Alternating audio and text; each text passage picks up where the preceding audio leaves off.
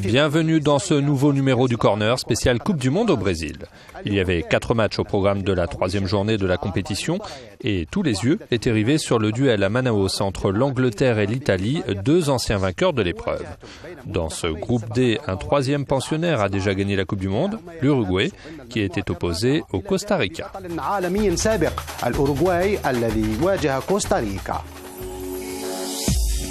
Dans une chaleur étouffante et sur une pelouse en piteux état, l'Italie vient à bout de l'Angleterre 2-1.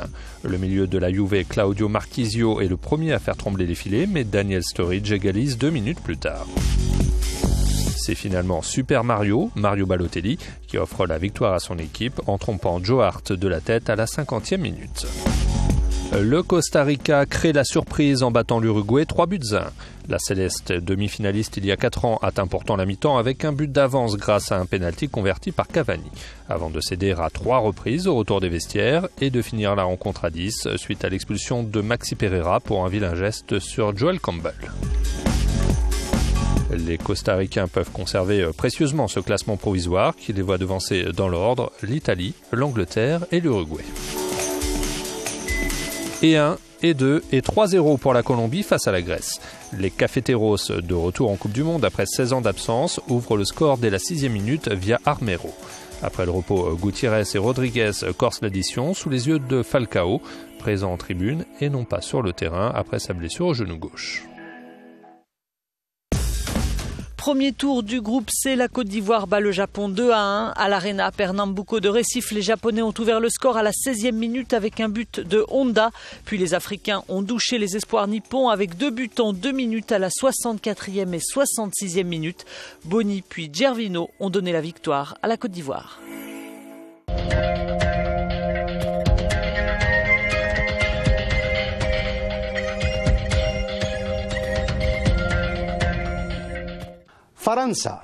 La France va débuter sa Coupe du Monde contre le Honduras à Porto Alegre. Sur le papier, c'est un match qui paraît facile pour les Bleus, mais prudence, dans ce genre de tournoi, il n'y a plus vraiment de grandes ou de petites équipes.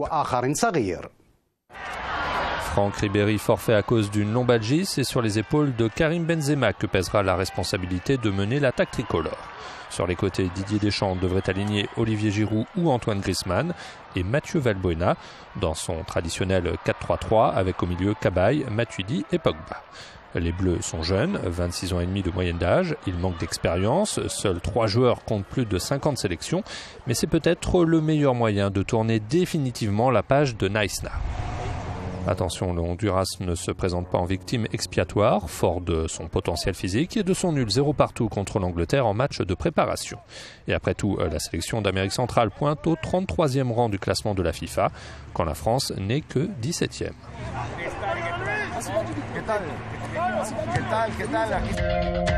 De son côté, la Suisse d'Ottmar Hitzfeld, tête de série de ce groupe E, va faire son entrée en lice contre l'Équateur. Les Argentins emmenés par Messi font partie des grands favoris pour la victoire finale dans cette 20e édition de la Coupe du Monde. Leur premier adversaire est la Bosnie-Herzégovine qui prend part au tournoi pour la première fois de son histoire. Alejandro Sabella s'est payé le luxe de laisser Carlos Tevez à la maison. Il faut dire qu'il a d'autres atouts dans sa manche avec Higuaín, Agüero, Di Maria et bien sûr Messi. Le prodige du Barça va disputer son 3e mondial et rêve d'offrir à son pays un titre qui lui échappe depuis 1986, à l'époque d'un certain Diego Maradona. Si l'attaque de l'Albiceleste est impressionnante, sa défense apporte moins de garanties, à l'image de Sergio Romero, pas titulaire à Monaco. C'est au mythique Maracana de Rio que la Bosnie va donc faire sa première apparition en phase finale d'un mondial.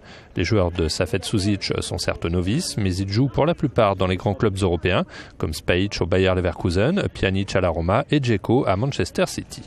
Les Argentins, ils connaissent, ils avaient perdu contre eux 2-0 en match amical en novembre dernier. L'autre duel de cette poule mettra aux prises le Nigeria, vainqueur de la dernière Coupe d'Afrique des Nations, à l'Iran, qui n'a gagné qu'un match de Coupe du Monde en 1998 face aux États-Unis. Faire des pronostics en football n'est pas chose aisée. On peut donc se tromper, mais au sein de la rédaction sport d'Euronews, on se mouille. Comme vous pouvez le faire en nous adressant vos commentaires ou en nous donnant vos pronostics sur les réseaux sociaux en utilisant le hashtag #TheCornerScores. Confiant en la Nati, assurément, on voit bien la Suisse battre l'Équateur 2-1. Chauvin, peut-être, en tout cas on met une pièce sur une victoire 2-0 de la France face au Honduras. L'Argentine, une valeur sûre, à nos yeux oui, d'où ce pari 3-1 contre la Bosnie-Herzégovine.